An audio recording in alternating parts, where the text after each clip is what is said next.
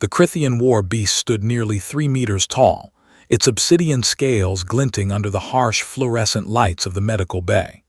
Its 6 eyes, arranged in 2 vertical rows, watched every movement with predatory precision. The creature's massive claws, each capable of tearing through reinforced steel, rested mere inches from where Anya knelt on the cold floor. Lewis stood by the doorway, his hand hovering near his sidearm. "Anya," he whispered urgently, his voice tight with controlled fear. "That thing could kill you in half a second." Anya didn't look up. Her hands, steady despite the impossible situation, worked carefully over the small form lying before her. The Crithian cub, no larger than a terrier, shuddered with each labored breath. Its scales, which should have been a vibrant sapphire blue, had dulled to an ashen gray. Purple blood seeped from the gash across its thorax, a wound inflicted during the orbital bombardment that had devastated the Crithian settlement 3 hours ago. "I know what it could do, Lewis," Anya replied softly, her eyes never leaving her patient. "But right now, all it's doing is watching its child die." The war beast made no sound. It simply watched, those ancient eyes tracking every instrument Anya pulled from her field medical kit. The humans had been the enemy just hours ago. The Crithian Empire had been at war with the Terran coalition for 6 brutal years. This very beast had likely killed dozens of human soldiers. Its kind were legendary, engineered warriors, bred for combat, unstoppable on the battlefield. But war made strange circumstances. The bombardment had been indiscriminate. When the separatist faction attacked the colony, they hadn't distinguished between military targets and civilian settlements. Anya and Lewis had been on a rescue mission, searching for survivors in the wreckage when they'd heard it, a sound unlike anything they'd expected from a Crithian. A keening wail, high-pitched and desperate, the sound of a parent in anguish. Lewis had wanted to leave. Protocol dictated they avoid contact with Crithian military units, but Anya had followed the sound into the collapsed structure, and there she'd found them. The war beast, trapped beneath a fallen beam, and its cub, bleeding out on the rubble-strewn floor. "The laceration has penetrated its secondary cardiovascular system," Anya muttered, more to herself than to Lewis. Her scanner displayed alien physiology she'd only seen in xenobiology textbooks. "I need to seal the vessels before it loses more blood." "Anya, you're trained in human medicine. That thing isn't even carbon-based in the same way we are. You can't." "I can try." The war beast's head lowered slightly, bringing one of its massive eyes level with Anya's face. Up close, she could see the intelligence there, the awareness. This wasn't just a mindless killing machine. This was a being, a parent, watching a stranger attempt to save its child.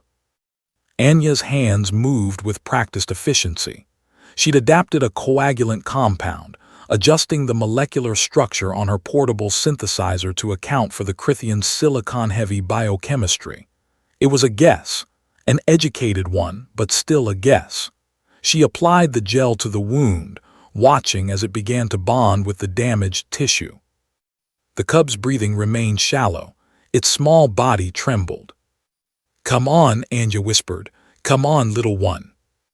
Lewis kept watch at the door, his rifle now in his hands. Other Crithian forces could arrive at any moment. So could human units. Neither would understand this scene. Neither would accept it. The war had gone on too long, carved too many scars into both sides. "Heart rate is dropping," Anya said, her voice cracking slightly. She reached for another instrument, a neural stimulator designed for human patients but adjusted for the Crithian's different nervous system architecture. "I need to restart its primary heart." She placed the device against the cub's chest, between 2 of its smaller scale plates. Her finger hovered over the activation button. "This could kill it," she said, though she wasn't sure if she was talking to Lewis, the war beast, or herself. "Or it could save it. I don't know, I'm sorry, I don't know." The war beast made a sound then, low and rumbling like distant thunder. It wasn't aggressive. If Anya had to put a name to it, she would have called it permission. Trust, perhaps, from a creature that had every reason to trust nothing about humanity. She pressed the button. The cub's body arched, convulsing once, twice, then stillness. Anya's heart sank. She'd failed. A breath, small but steady. The scanner showed cardiovascular activity resuming.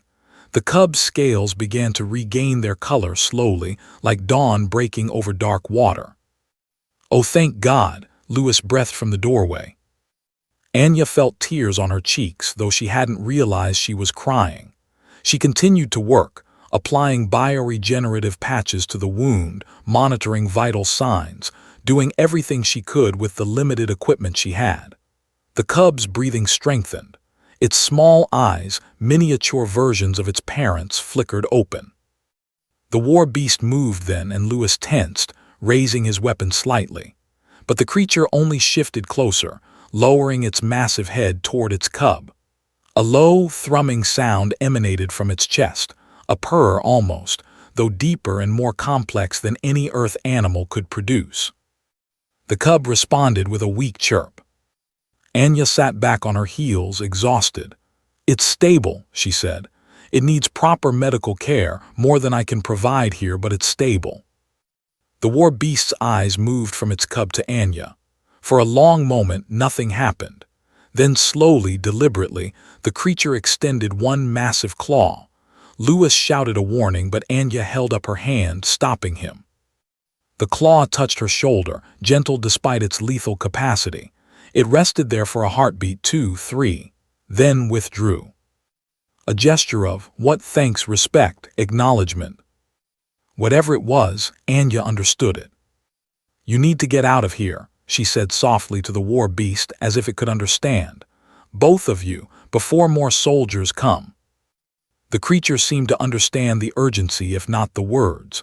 With surprising gentleness, it scooped up its cub in its forelegs, cradling the small form against its armored chest.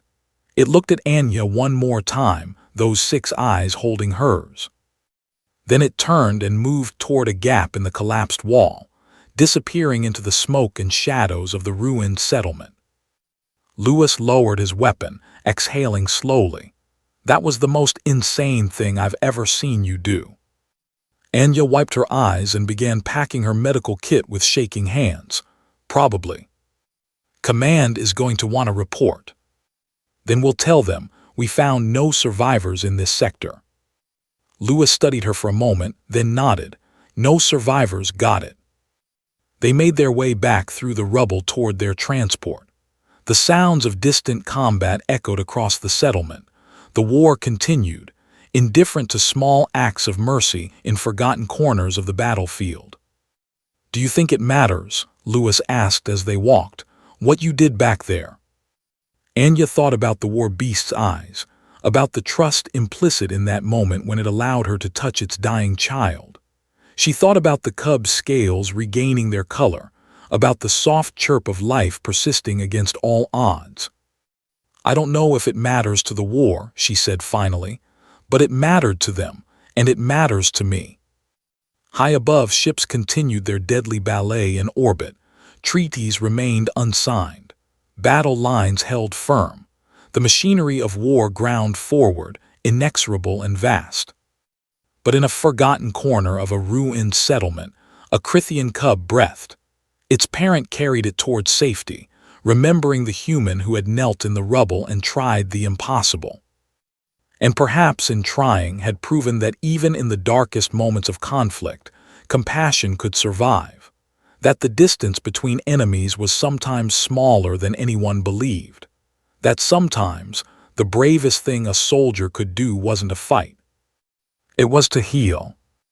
Lewis and Anya disappeared into the smoke, 2 small figures in a vast and violent universe, carrying with them the quiet knowledge that they had, for one moment, chosen mercy over duty. And in a galaxy torn by war, that was everything. End.